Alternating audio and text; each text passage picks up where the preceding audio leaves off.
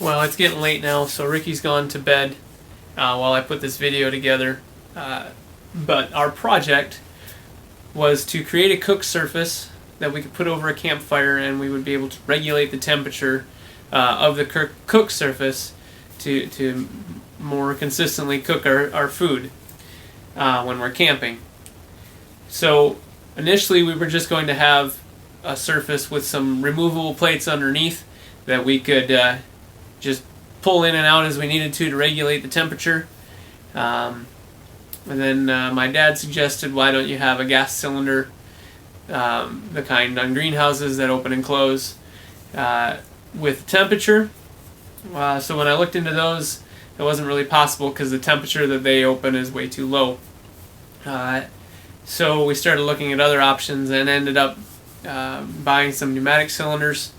Air didn't really work for us in our prototype, but when we put water in the line, it other than constantly chasing leaks in the system, it worked amazing, perfect. The temperature, the cook surface temperature got to 350 degrees, and then our gate would slide closed. So that's the design that we're going with,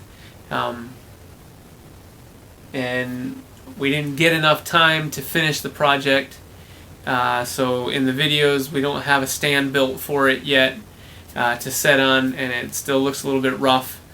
We don't have our cooktop completely done, but this is what we're handing in because it shows the functionality of it, and I think you can get kind of the idea of where we're headed.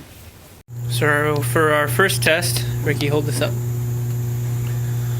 We're going to test and see how much pressure we can build inside a copper coil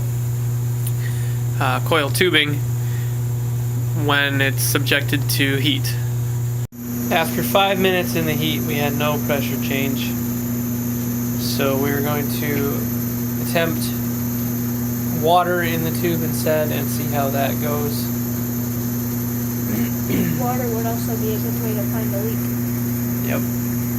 But we need to give the coil a little bit of time to cool down before we mess with it like that. Alright, well, just trying to heat air didn't change the pressure at all, so we're going to attempt it with some water in the pipe. Make it like a steam style system. Here, you want me to do it, Rick? I got it.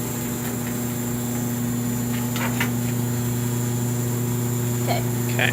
So here he is, the water starts boiling and makes water vapor, which is less dense than water, so it makes pressure registered by this gauge. So we realized our kink job at the center didn't work. Can't see it in the screen, but it's leaking in the middle, which is why we're not building any pressure. It is starting to build pressure, actually. Look at that. Oh, nice. It's coming up. That would lift the cylinder. Yeah, we're at 10 That's pounds. probably why the air didn't work.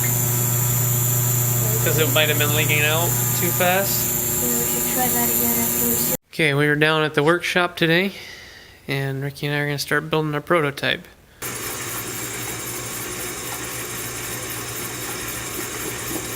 Okay, so we're working on our prototype.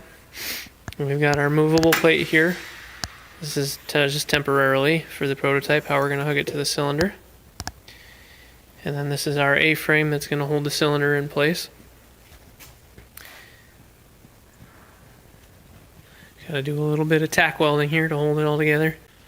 Together. Yep.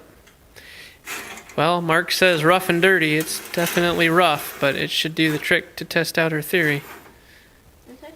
Here we are. We've got our prototype ready to test. We're just going to get a plate to sit on here to act as our cooking surface. Ricky, you want to demonstrate it?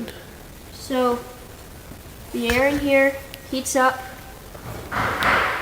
which pressurizes it, which makes this cylinder go out and push this plate into the way of the heat, and then this will pull back down and pull it back. Okay, let's try it out. So we're not seeing anything. Oh, we got a leak. Already? Yeah. Okay. It's really coming out too. Should we let it go and see if it extends? Yeah. No. That actually looks kind of cool. There. Okay, so we're about a minute and a half in to our test. The gauge is starting to climb. We're at I can't show it on the screen. 350-ish. Okay. 10 psi. 10 psi. Our cylinder is tightening up, not moving yet, though. Not moving the plate yet. We're almost there. 14 psi, you said? Yep. So it should be going pretty soon. Still climbing. And that's with no load, too.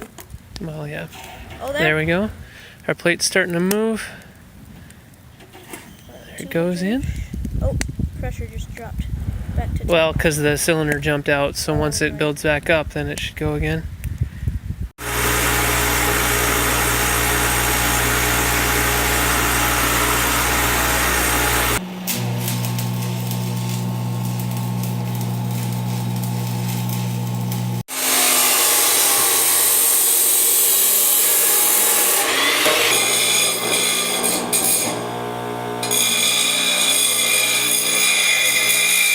So this is what we have so far. We had to switch from 1/2 inch to 3/8 inch copper tubing. And then we've got our joint here, brake line to the gauge. This is a pressure release. This is a pressure relief valve.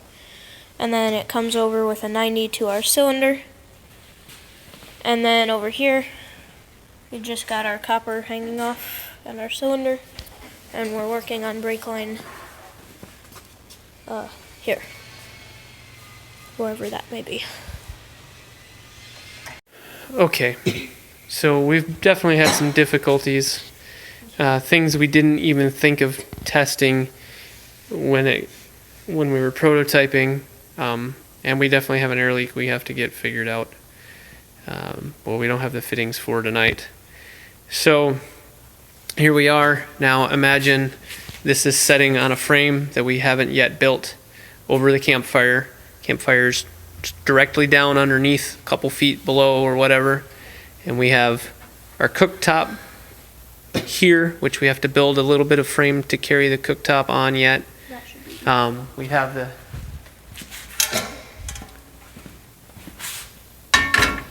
this as our cooktop. So as the fire heats up, heats the water in the coil, in the copper, and charges pressure into the lines, which we have mocked up right now with some air pressure. Ricky, go ahead and charge the system slowly. And it 30 psi. So once it pressurizes the line, it pushes the gates in, which dissipates and moves the heat side to side. So now And then as that surface starts to cool back down, the pressure's dropping. the pressure starts to drop off. Speed that up. And then as it cools down, the gates open back up. So that's the idea. We're not going to have it done tonight. We have a long ways to go yet, but that's the general concept of the plan anyway. Well, We'll keep working for a little while longer, but it's already starting to get late.